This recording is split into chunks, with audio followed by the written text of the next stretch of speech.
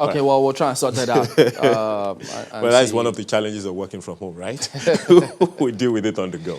Well, Senator Francis Fadahunsi also joins us. He's the Vice Chairman of the Senate Committee on Customs, Excise, and Tariffs. Good morning, Senator. Thank you for joining us today on the program.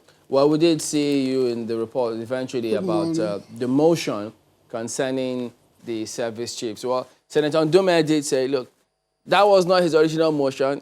He has stepped out, and then when he came back, the motion had been amended to asking service chiefs to go. And you, at least you spoke on the floor at that time. Could you explain to us how did that happen? So was it, he says, it wasn't really necessary for that call. Do you agree with that? Well, I'm not here to join issues with Senator Odume. Actually, he brought a motion. The normal thing is when you bring a motion for a debate, automatically you need the contributions of other senators. And that when it is now for amendments and new amendments, new prayers, everybody from different parts of the country, particularly people like us from Southwest with our own experience and with our background in the same security outfit, we had to stand up.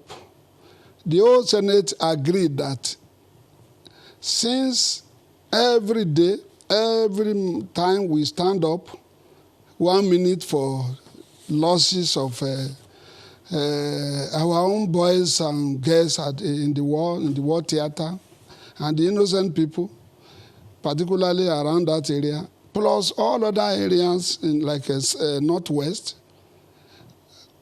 and the banditry issue that is flowing down to the West. We now say, okay, since these people are tired, these people have overstayed, automatically let them step aside, and the new ideas that have been compressed should come up so that we use the new ideas to energize our security outfit so that we can get a new leaf. That's the Senate decision. It's a majority decision, not Dume's decision. Well, you know, the presidency has responded to that, saying, well, it is the president's call to decide whether or not the service chiefs have got to stay or to go.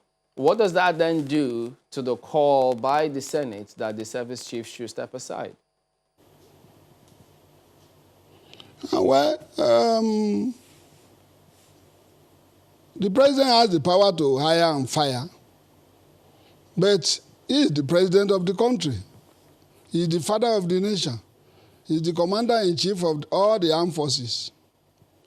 But when things are not normal, the way we feel that it should go, automatically, the Senate, in its own wisdom, as the matured minds of 109 people, we have to follow suit with what House of Rep did early in the year. House of Rep had called for the resignation of these people, that they overstayed. And their overstaying has already brought in frustrations down the ladder. And you see that the morale is gone.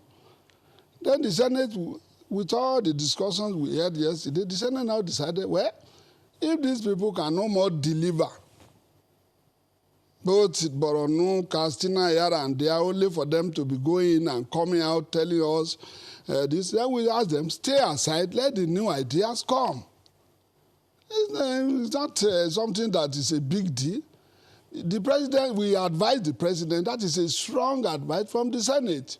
So which means the two chambers, that is the House of Rep and Senate, we are on the same page now that these people, let them go and stay aside. They can be advising the new ones. The new ones have the modern technology. With all what we have pumped into the system, we have approved a lot of funds there. then let them go and stay aside, and let the other group come in and see what we will do. Now, you said, of course, from what you have, your opening comment, you have some significant experience, in this whole security matters. With all of the allegations going on, 200 plus soldiers allegedly retired, some of them have been killed, in some very controversial, very displeasing and depressing manner. And some monies, a lot of money has been spent, some budgeted money has not been released to the military and all of that. Do you think it is a good time to call for some questions to be asked of the military, the army in particular? Do you think it's a good time to begin to ask the army questions about why all these things are happening, why the insecurity persists, why soldiers are dying, why do we have such depressing, elements in the depressed people who are uncomfortable with what's going on in their service to their fatherland? Do you think it's a good time to begin to ask questions of the military? There is a linear relationship. See, that question is for you, sir. Senator, can you hear me?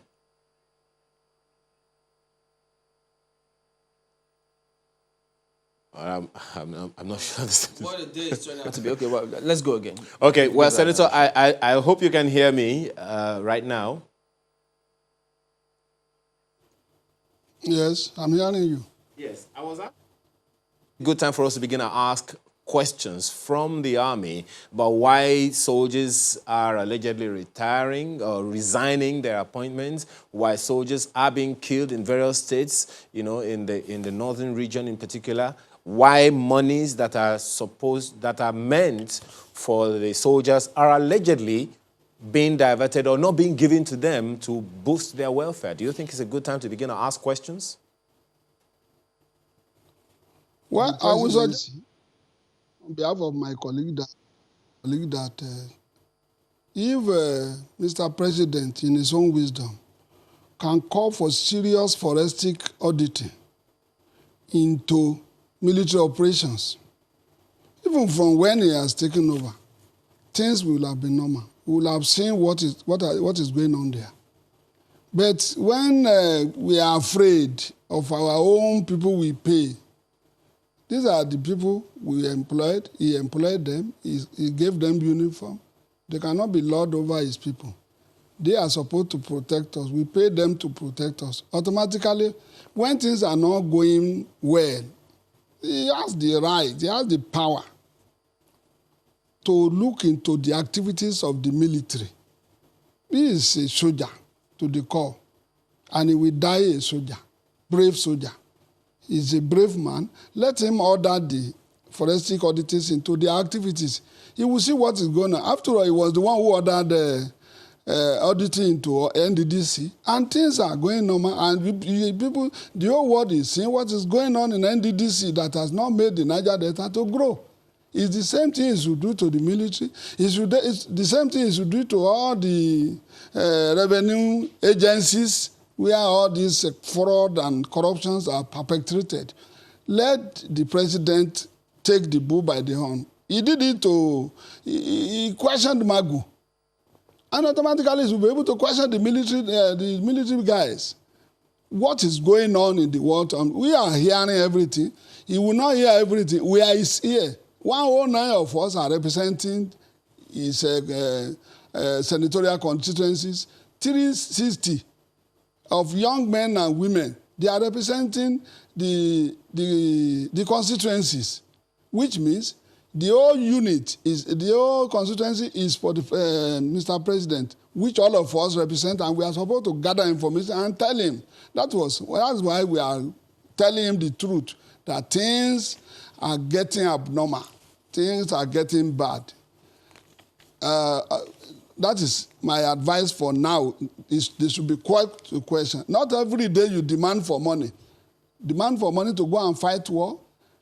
Chad there doesn't have the money we have.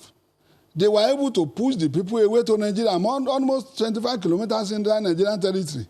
So if Nigeria that has almost the whole wealth and the manpower should not be able to quash these people, then the president should call them to question. Senator Fadahunsi, well, you've spoken the other time that if anyone is to ask questions, you should be the president first. Of course, especially because he's already doing that with Mr. Magu. What do you think the Senate Committee on the Army or other, military committees, what do you think they can do to intervene in this matter? Maybe to ask these questions? I'm trying to shy away from using the word probe, Senator Fadahunsi. There's nothing bad in probe, but if it is targeted at giving a good result, the Senate Committee is a section of all the whole House, the whole committee. The whole committee decided yesterday that at least to go forward, these people should step aside and let things move. Then the Senate Committee, this case has been referred to Senate Committee on Defense, on the Army, and all others, including internal affairs, so that they can go further and do the needful. So the result will come out. But every time, since, for the past 1 year, we have been calling the army chiefs to ask them, and the whole answer is all is well. We are on top of the situation. This is another 1 year, making 6 years of this administration. Then if my own son or my daughter is deceiving me, I should go to town and ask questions whether he's doing well. Then the Senate and the House of Assembly, including all the houses of assemblies that are localized, are complaining that all is not well. So Mr. President should hear the cries and the pains of his children so that he can act fast before this thing generates into another thing. You see now that a society that is highly militarized will always breed criminals. Look at Niger Delta. When they were bombing, doing all sorts of things, Yar'Adua came there. Instead of retaliating with bomb, he called them to table, and they discussed. And finally, the pipeline bombing, the criminalities in the Niger Delta went away. This is what we should do. When this problem started in Borno, it was a civil case, not even a criminal case, police case. Then later, it exaggerated. Today, you will see that in all the news and chronics of Nigeria, you see military commonly found on the road. Military is a sacred army that should not be seen on the road like police, like civil defense, like road safety. These are all civil people that should deal with civil people before you criminalize them. A case you see bombing here and there, the people will be used to it. A case you see killings here and there, the people will be used to it. The other time we were hearing from Iraq, 10 people died, 30 people bombed. We are saying, in this world, now it is here now that we are bombing, we are killing. It is to see people military commonly on the road, performing police job. It is an aberration in a democracy. Military is supposed to be the last resort. The last resort we will recourse to if there is problem. Now, if we have external war, what do we use? Common crime, polling booth, you see military. Anything you see military. When there is an external aggression, where do we go to? That is what Mr. President should think about and reserve the military to purely war, external aggression. And let us resolve what is the fundamental problem of these insurgents.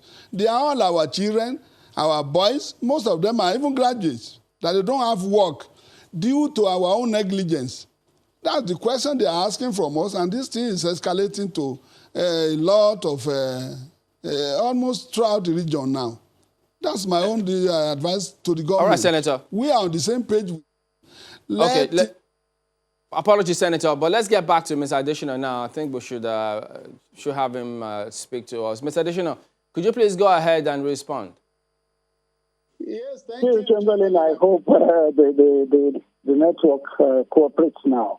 The question you asked before the break was that, was there anything wrong in the advice of the Senate to Mr. President? And I said, no, there was nothing wrong, as advices do go.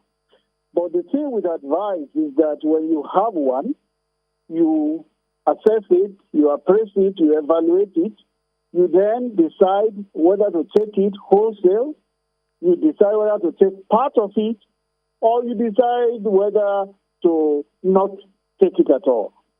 In our statement, you will notice that we said the resolution of the Senate had been noted. That is telling the country, telling the Senate that the president will look at it. And looking at it will inform and condition the decision he will take, because the decision is his own. To use your word, it is call. So that advisory will inform and influence the decision he's going to take. But yes, we hear you. But the thing is, this is now like a vote of no confidence, if I could use that word, on the activities of the service chiefs concerning what is going on with security. I mean, yes, it's Nigerian army. The country has no choice. We have to love Nigerian army. We have to support the Nigerian army. But this call too, they see it in that regard, saying, look, things are not working. It is time for a change. Yes, it's the president's call, but now they're asking, shouldn't the president now speak sooner rather than later to this matter? In fact, take action as soon as possible. Well, starting from your assertion, there is a vote of no confidence. If you listen to the spokesman of the Senate last night, Senator Ajibola, he said no, that it was not a vote of no confidence in the military or in the service chief. He was emphatic about that. It was not a vote of no confidence. Now, to the other part of your question, shouldn't the president do something? The president, as our statement also indicated yesterday, will do what is good for the country at any given time.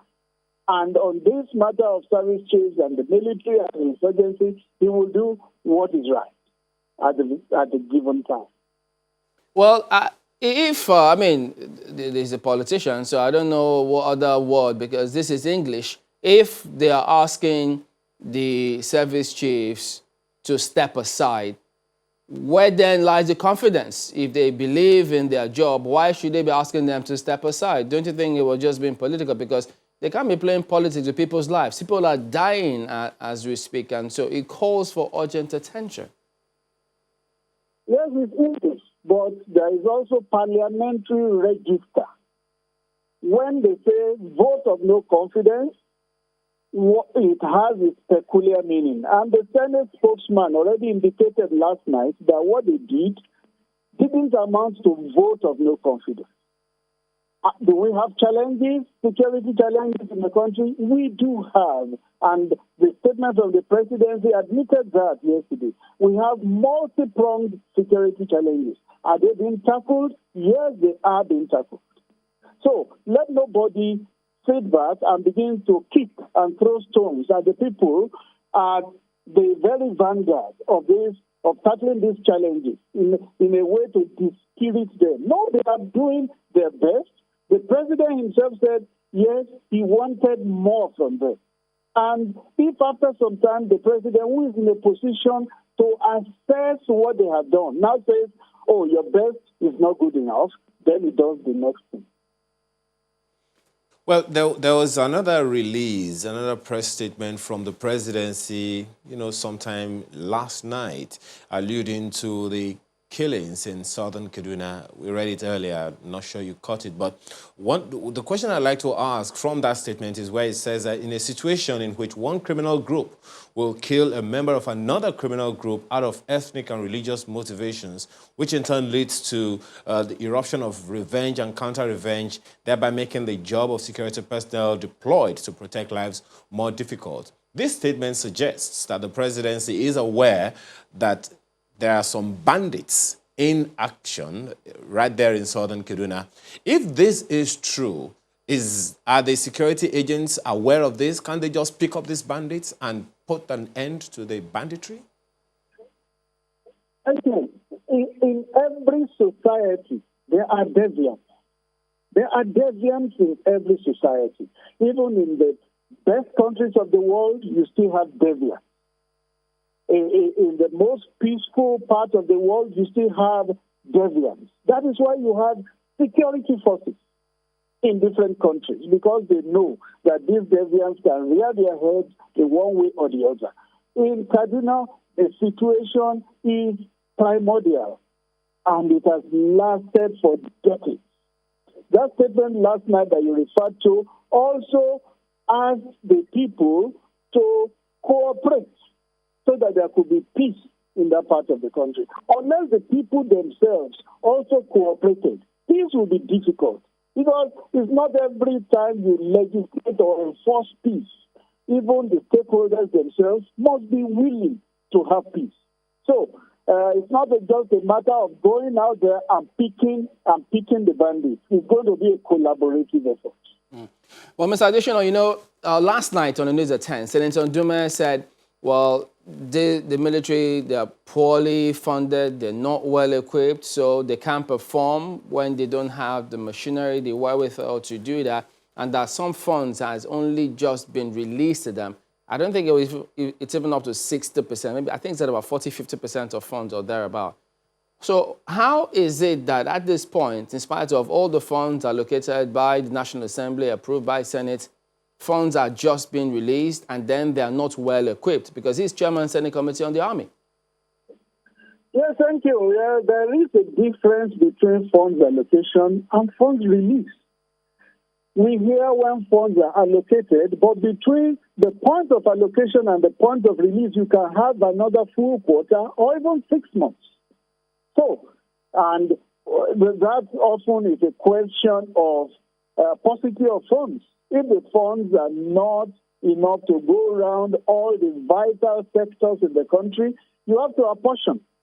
But I agree with you that the defense sector could use more funds.